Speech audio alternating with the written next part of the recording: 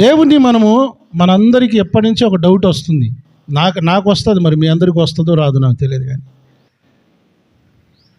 ఈ హత్యలన్నీ జరగడానికి కారణమైంది ధనాపేక్ష, అవునా? లోభము, ఈ మోసాలు, వ్యభిచారము, ఈ భయంకరమైన పాపాలు జరగడానికి కారణం ఎవరు? అపవాదిగాడు కదా. మనుషులను రెచ్చగొట్టి పాపం చేయించుతుంది వాడే కదా. మోసాలు చేయడం ఎలా నేర్పుతుంది వాడే కదా. అసలు ఈ గోలంత ఎందుకు? వాడిని ఒక్కని లేకుండా చేస్తే అసలు మనకి చర్చీలు ఎందుకు, ఈ ప్రార్థనలు ఎందుకు, ఇంత ముతుకోవడం ఎందుకు, ఈ బీపీలు ఎందుకు, ఈ షుగర్లు ఎందుకు, థైరాయిడ్లు ఎందుకు,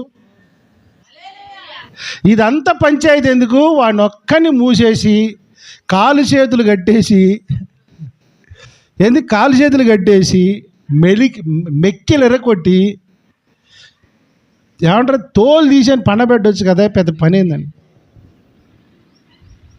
స్తోత్రం చెప్దామా? పాపం హత్యలు జరిగినప్పుడు, దొంగతనాలు, దోపిడీ, అవినీతి, అక్రమం ఇవన్నీ పెరుగుతున్నప్పుడు చూడలేక కడుపు వేదన పడి, లోపల మదన పడి, ఎందుకు ప్రభు ఇన్ని రోజులు చూస్తున్నావు, ఆ నొక్కని సరిపోద్ది ప్రభు అంటే ఆయన అంటాడు, నీ అంత తెలివే నాకు లేదా? నీ తెలివే నాకు లేక ఇదంతా చేయట్లేదు అనుకుంటున్నావా? స్తోత్రం చెప్పు. ఇప్పుడు నీ తెలివే నాకు లేదంటావా? అయ్యా సామెలయ్యా, నాకు అన్నీ తెలుసు, నాకు వాడిని ఎప్పుడో లేపేయాలని నాకు తెలుసు. అని నీ టైం కాదు. వానికి ఆల్రెడీ డెత్ డేట్ నేను ఫిక్స్ చేశాను. హలో, సావు డేటు నేను ఫిక్స్ చేసి పెట్టాను. వాడి సావు డేటు వాడికి నాకు తప్ప మీకు ఎవరికి తెలియదు అన్నాడు ఆయన. ప్రభు నీకు దండం నాయన. వాడి సావు రోజు, వాడు సావబోయే రోజు నాకు, వాడికి తెలుసు, సైతాన్ గడికి తెలుసు, నాకు తెలుసు, నీకు మాత్రం తెలియదు అన్నాడు.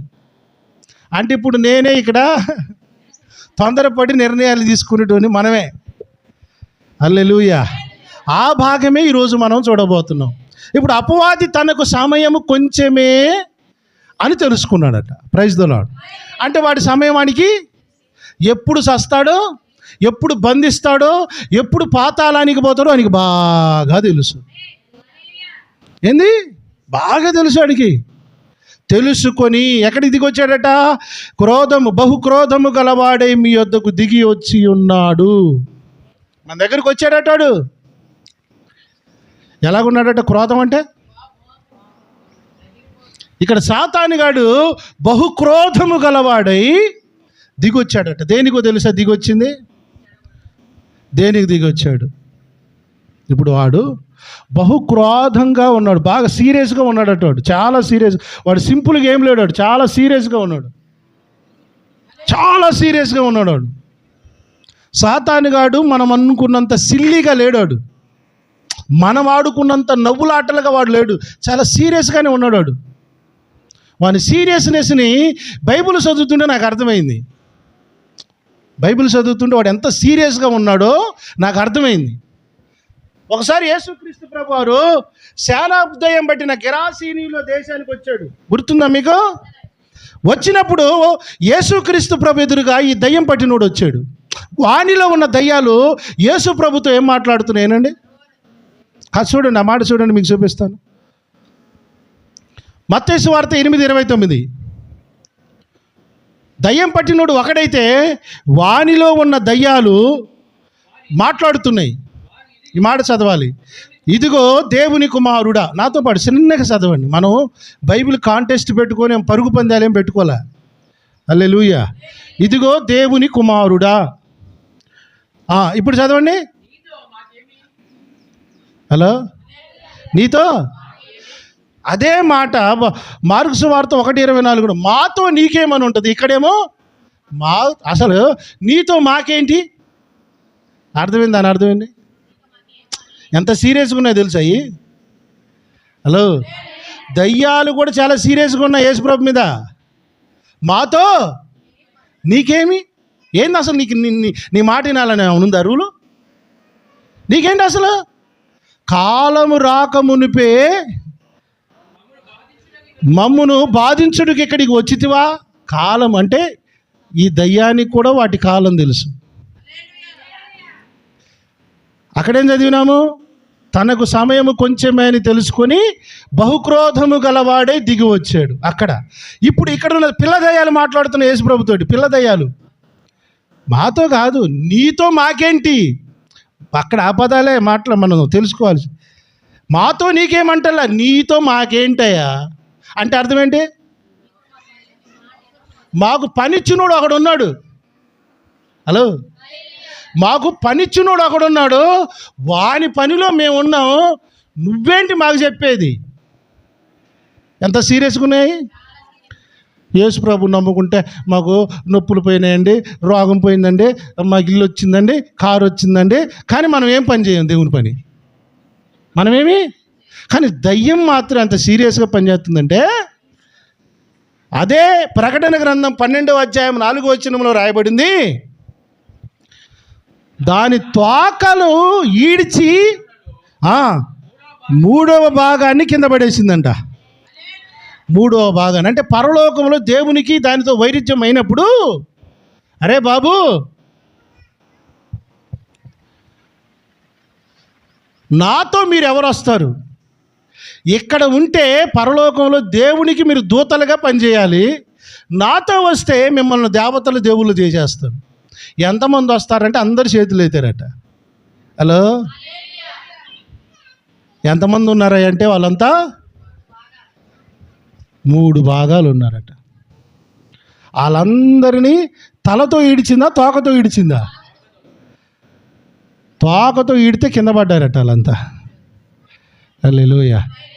యేసు ప్రభు వారు సిలువలో మరణించిన తర్వాత సాతానుగాడు ఇప్పుడు పని చేస్తుంది దేనితో తెలుసా? తలతో కాదు, తోకతో. వాడు తోకతోటే పరలోకంలో 3వ భాగాన్ని నెట్టేసుకున్నాడు సార్. వాడు తలతోనే. ఆ పడిపోయిన దూతలు ఉన్నారే, ఆ నక్షత్రాలు, ఆ పడిపోయిన దూతలు, ఆ నక్షత్రాలే పడిపోయిన దేవుని సేవకులని మనం అందరం చెప్పుకున్నాం గత వారంలో. ఇప్పుడు వాళ్ళంతా ఏం పని చేస్తున్నారు తెలిసి? పడిపోయిన వాళ్ళంతా, నీతో మాకేం పని, మాకు పని ఇచ్చినోడు ఒకడు ఉన్నాడు, వాని పని చేస్తున్నాం మేము. హల్లెలూయా. మీరు చూడండి, ఎవరైనా గవర్నమెంట్ ఒక రాజకీయ నాయకుడు ఊళ్ళోనికి రాగానే పూలు చల్లుతుంటాడు ఒకడు, బట్టలు ఇడి చేసుకుని డ్యాన్స్ చేస్తుంటాడు ఒకడు, ఆడు ఎగురుతుంటాడు. ఎందుకు ఎగురుతాడో తెలియదు. వాడు తపాసులు వెళుతుంటాడు, వాడు చేతుల్లో పెట్టి కాలుతుంటాడు. వారిని పిచ్చి అభిమానం సలగుండా. అభిమానం చూడండి ఎంత అభిమానం అంటే, వాళ్ళ నాయకుడు అంటే ఎగురుతారు, గంతులేస్తారు, పూలు చల్లుతారు, తపాసులు పేలుస్తారు, ఇక బట్టలు ఊడిపోతున్న చూడండి. ఎందుకో తెలుసా? ఆ రాజకీయ నాయకుడు ఎప్పుడో ఒకసారి వీళ్ళకి ఏదో మేలు చేసి ఉంటాడు. ఆ మేలు చేశాడన్న కృతజ్ఞతతోటి వాడు ఎంత పనైనా చేస్తాడు. ఇప్పుడు సాతానుగాడు పడిపోయిన దూతలందరికీ మేలు చేశాడు. ఏందో తెలుసా? దేవతలు అయిపోయే భాగ్యం ఇచ్చాడు. ఇప్పుడు వాడి పని సీరియస్గా చేయాలా వద్దా? అందుకని యేసుప్రభుతాడు, మీతో నాకేంటి బాబు పని? స్తోత్రం చెప్పండి. ఆ మాట అనకు అర్థం అదే. నువ్వేమన్నా మాకు బాసువా? నీ దగ్గర ఉన్న రోజులు పనులు ఎక్కువ ఉన్నాము, నువ్వు దాన్ని వినియోగించుకోలేదు, మేము ఇప్పుడు వాడి పార్టీలో చేరినాము, నీకేంటి మాతో? స్తోత్రం చెప్పండి. అసలు నీతో మాకే పనే లేదు. పో, మాకు పనిచ్చినోడి కోసం మేము పని చేస్తున్నా. అపవాదిగాడి కింద పడి వాడు చాలా పని లేకుండా లేడు, చాలా బిజీగా ఉన్నాడు వాడు. మనందరేమో మైకులు పట్టుకుని డబ్బా సాక్ష్యాలు చెప్పడంలో మనం ఉన్నాం.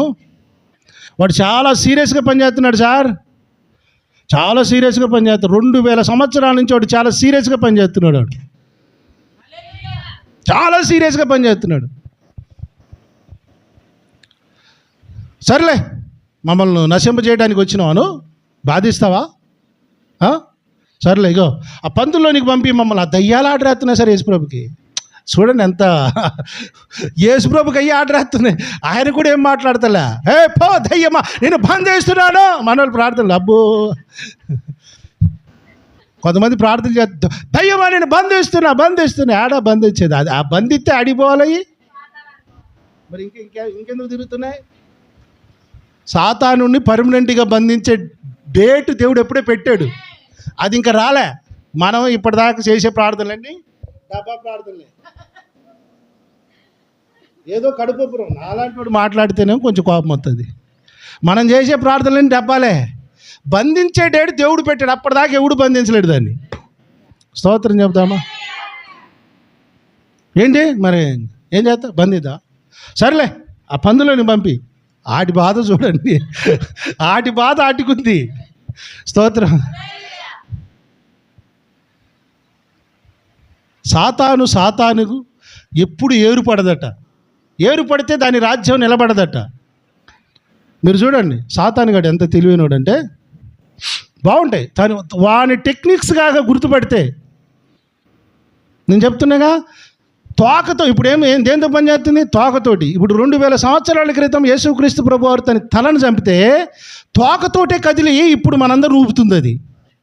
అపోస్తుల బోధ ఆ తోకని కూడా కదలకుండా తొక్కి పెడుతుంది. ఆ తోక కూడా కదలకుండా తొక్కి పెట్టేదే బోధ అంటే. గుర్తుపట్టాలంటాడు. అపోతుగాడు ఏం చేశాడని తెలుసా?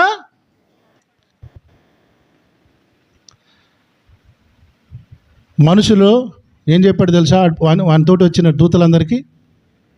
ఇక మీ ఇష్టం రా అబ్బాయి, నువ్వు ఎవరిని పడతావో పట్టుకో.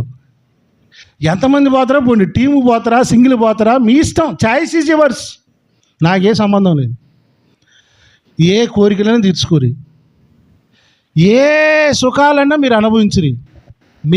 ఒకవేళ మాకు దయ్యాలు పట్టినాయి అని మంత్ర వైద్యుడు, భూత వైద్యుల కడికి పోతారు. వాడు కూడా మనోడే, వాడే. వీడికంటే ఇక పెద్దోళ్ళు ఉంటారు, వాడికి అడిగిపోయిన వాడు మనోడే. యాప మండలతో కొట్టిన ఏం పర్లేదు, నేను చూసుకుంటాను. ఏంది? నేను చూసుకుంటాను.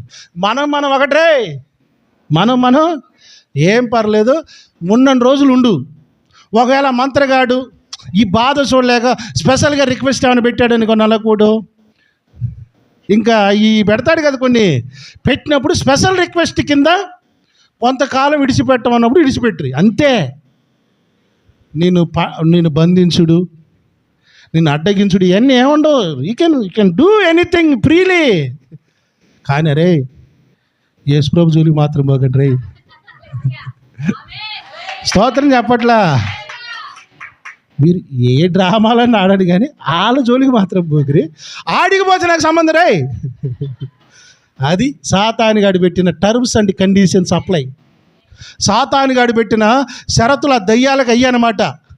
అందుకని అది ఏమంటుంది? ఆ దయ్యం మమ్మల్ని బాధిస్తావు ఏంటి వచ్చావేంటి, మాకు ఇంకా టైం రాలేదు, మాకు అది భయపడుతుంది. అది యేసయ్య కూడా పాప దాన్ని సీరియస్గా చూశాడా? ఏమనలా. అంటే వాడిలో ఉన్న దయ్యాలను నిడిచిపెట్టి పందుల్లో పడ్డాయి. స్తోత్రం చెప్పండి.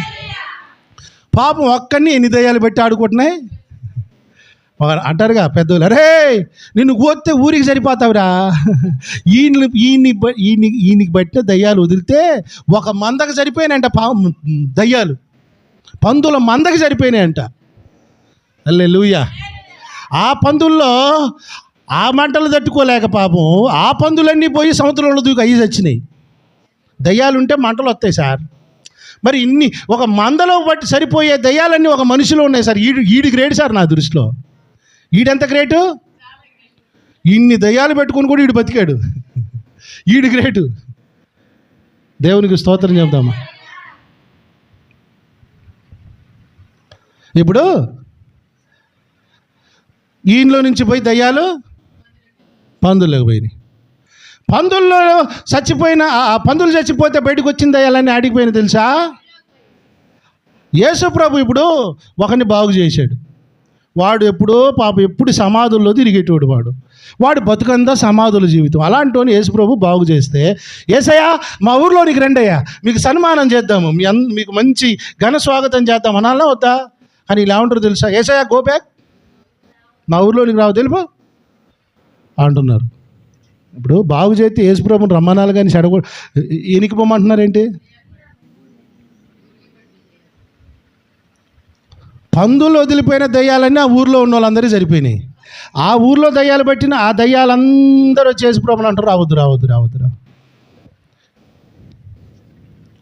బట్టలు ఇడిచేసి డ్యాన్స్ చేసినా కూడా ఎవడేమన్నాడు సార్? మైకి పెట్టుకుని యేసు ప్రభు సువార్త చెబితే మాత్రం మంటలు వస్తాయి. చేపలు చెరువులో కెలగేసినట్టే కిటికీలు లేస్తుంది. మైక్ వినపడింది, ఏంది ప్రార్థన, మతం మతం మతం మారుతున్నారు, మతం మార్పుడే. ఏంట్రా నీకు అలా? యేసు ప్రభు మాటలు చెప్తే నీకు ఎందుకు రమ్మంటలు? స్కూళ్ళంట బీరు షాపులు పెడుతున్నారు, అప్పుడు రాలేడికి మంట. ఏంటి స్కూల్ అంటేనే పెడతారు, అప్పుడు కూడా రాదు వాడికి. కాపురాలు చేసుకుని సంసారాలు చేసుకుని ఇళ్ళ సందుల్లో వ్యభిచార కొంపలు పెడతారు, అయినా కూడా ఉడికి మంట రాదు. కానీ దేవుని సువార్త చెప్పడానికి వస్తే మాత్రం మంట వస్తుంది. వద్దు మాకొద్దు మాకొద్దు మాకొద్దు మాకొద్దు మాకొద్దు మా ఈ మతమే వద్దు, మాకు ఈ ధర్మమే వద్దు మాకు. ఇప్పుడు చెప్పండి, దయ్యాలు ఆడున్నాయా? దయ్యాలు ఊళ్ళో ఉన్నాయి, ఇప్పుడు ఆడున్నాయి. ఇప్పుడు కూడా యేసును ఎవడు వద్దంటున్నాడు వాళ్ళు దయ్యాలు ఉన్నాయి సార్. యేసు పాపం చేయొద్దు అన్నాడు, యేసు వ్యభిచరించొద్దు అన్నాడు, యేసు నరహత్య కూడా చేయొద్దు అన్నాడు. మరి ఎందుకు ఆయన వద్దన్నావు? దయ్యం ఉంది నీలో. స్తోత్రం చెప్పండి. మోసగాళ్ళు, లంచగొండ్లు, దేశాన్ని నాశనం చేసే వాళ్ళంతే దేశంలో ఉండొచ్చా? మోసగాళ్ళను, వ్యభిచారులను, దొంగలను మార్చి యేసు ప్రభు ఏమో వద్దా? ఇదేం ధర్మమురా? నీలో దయ్యాలు చాలా ఉన్నాయి రే.